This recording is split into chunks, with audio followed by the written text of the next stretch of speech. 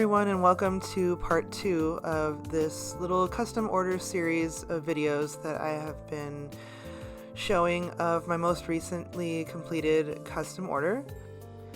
I've had a little bit of a sore throat recently, and every night that I come into my studio to try to record this voiceover, my voice just does not sound good and I sound sick. So finally I'm sounding a little bit better, so here we are.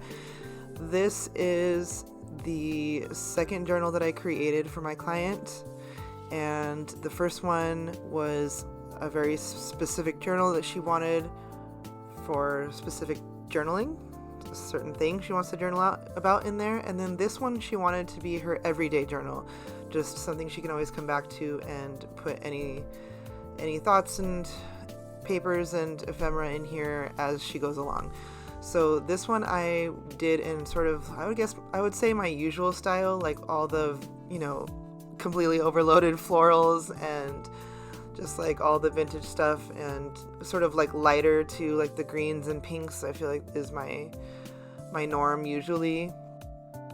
Some of the things that she asked for to be in this everyday journal for her was vintage wallpaper, which there is quite a lot of in here. Granny chic was another thing. I'm not going to read all of them, but some of the things I feel like I touched on in here, I will list. So granny chic, I feel like this could be a little granny chic vibes as we go along. Antique jewelry, which there is a ton of charms and little antique pieces and vintage pieces in here. No, that's a lie. Not a ton, but there's things hanging off of the tabs and stuff like that that have that are antique and vintage jewelry pieces. Vintage ledger, that's in here. I'm reading off her list, so that's why it sounds like this. She said tropical vintage floral. Okay, so some of these floral pages, see that like sort of tropically floral there, and there was like a bird of paradise on one of the other pages, so I feel like we checked that off the list a little bit. She wanted it to be eclectic with contrasting patterns and pattern mixing, and yeah, so that's what we did. We did that. There's definitely pattern mixing, florals, and sort of an overall vintage effect, vintage vibe. There's some vintage wallpaper, a little snippet there. So yeah, I think we hit most of her marks, and she, from what I know, she definitely really likes the journals. I've spoken to her since these were received, and all is well. So I'm so happy that she liked everything. I worked really hard on these. I wanted them to be so perfect for her, and I just really wanted her to be happy with her purchase, which is, of course, always the goal with anything that I make and any, custom order request. But so if you looked at the previous video, the first one with that sort of like a dark floral gothic, I talked about how she wanted it Disney but not Disney, but there's a few Disney-esque things in there, stuff like that. I wanted this one to just be like the polar opposite. So this one is bright, this one is fun, this one is girly, lots of pretty colors. I used some of my favorite sari ribbon, like that rainbowy bow that you see below my hand there. There's like wild strawberries everywhere, like that little piece on the right, and there's wild strawberries in other pages throughout the book, which that's just like something that I love in vintage books and vintage botanical books especially. You'll find like artwork of like wild strawberries, and I just love it. So yeah, there's antique and vintage wallpaper galore. I like to show off some of my wallpaper rolls so you can see like just how cool they look in like a big roll, and then how I use them in little snippets along the pages. And yeah, I just made a ton of little cutesy little tags to go in pockets. That pocket that I just put that tag in, I hand painted that. And what else? Yeah, I used a lot of my fun little bits and bobs. That's a wallpaper page. That's actually a piece of wallpaper, and you can write on the back of that. French ledger, book pages, the usual. I've done some flip outs and things. but I feel like overall we made like a really cohesive journal with all the colors and all the papers and everything. And so, okay, so something I wanted to mention, which I don't know if I mentioned in the last video. My client helped me with the covers a lot. Like, we actually went back and forth together, going over the covers quite a bit. That's usually not something that people ask me to do. It's not a problem either way. It's just normally when I get a custom order request, people like just tell me to do whatever I do. And she had a specific idea and she really wanted to be a part of the cover making process. And I love that because then I get to make somebody's vision come true. And we did all of this like by talking and conversating with each other and, you know, getting a feel for what each other was thinking. And so it was like having a buddy in my craft room, in my studio, sitting there and like us creating like this beautiful journal together. So that maybe perhaps is why I feel a little bit of stronger connection with these pieces, these two journals here, and why it just was like extra important to me, like that we made this vision come to life, because she really like had a say in it and had a part in it. And the covers are, you know, I'm just the person that executed it, I feel like, and had all the materials and, you know, all that stuff, but she had a huge say in how they looked. And so there was a lot of communicating going on with the covers. And then once those were completed, I was off to the races with the insides, and those were all up to me. So it just really felt like this really cool collaborative project that sometimes it isn't that way, because I enjoy both ways. I enjoy being collaborative like I just was with her, and I also enjoy people just being like, I love what you do, please make me something, and, you know, here's a couple colors that I like. That is also fun, because then it's a mystery for them what they're gonna get. It's completely open for me to just make whatever I feel like making. So both ways are really fun. I just wanted to point out that this was kind of my first experience with collaborating so much with someone on their journal, and it was great. It really was great. So I had so much fun doing that with her, and getting excited over what worked, and, you know, seeing what didn't work and what did, all of that. It was just really great.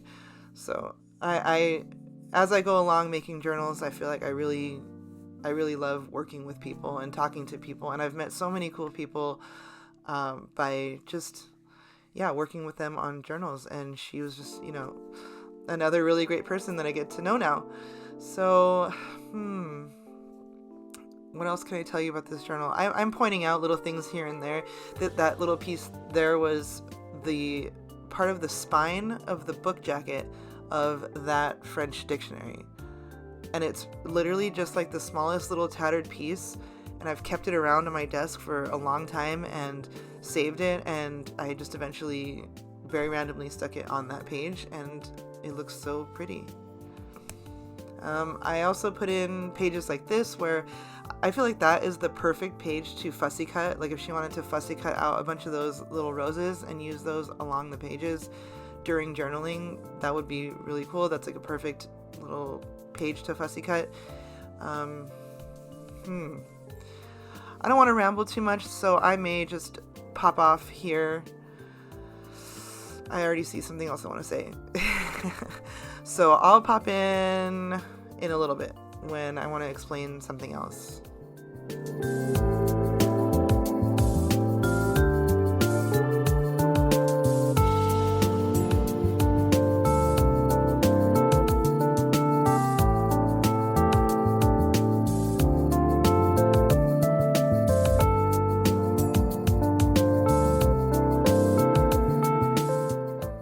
Something I love about these types of cards, like these old Victorian postcards or greeting cards, is that they are just so, like, they're so extra. They're so, like, the greetings are so extra. That was just 3 pages, 3 different pages, the cover and then the inside and then the final page of, like, a happy birthday greeting, like a very, very heartfelt, deep greeting. Like, that is just so... it's just so lovely. I just love that so much for them.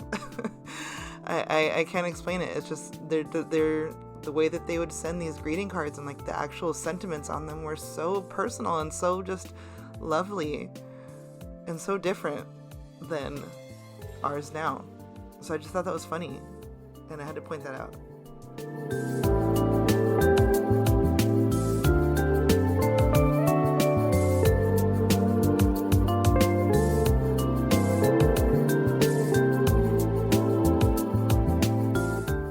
This piece right here is a little vintage lily of the valley. I think it's brass and also hand painted. Just a little piece that I ordered from somebody on Etsy who was selling vintage brass little charms like that, and I never knew what to do with it, and so I ended up just attaching it to that tab with some embroidery thread. But it's just such a beautiful little piece.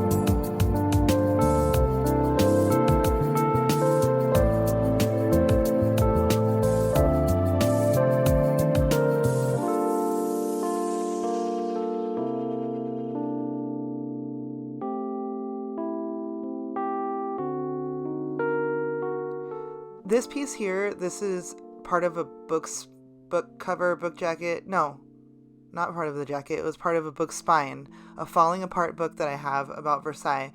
And so I kept the spine piece that says Versailles, and I attached it with two little French brads, and then just added some papers so she could have sort of like a secret journaling space there.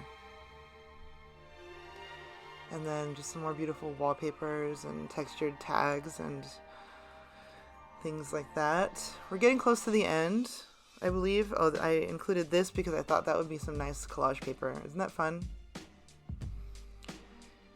Yes, so we're getting close to the end, and that's pretty much it for these two custom orders that I created. Thank you so much for watching. I really appreciate all the comments on the previous one, and I hope you guys enjoy this one too. This one, I think I even told my client, like, if you don't like this, I am going to keep this for myself. So this one right here is my baby. I fell in love with this one so much. So yeah, I'm just excited to share it with you guys. And yeah, off to the next one. Got another one in line, so off to the next custom order. And so yeah, I'll see you guys soon. Bye.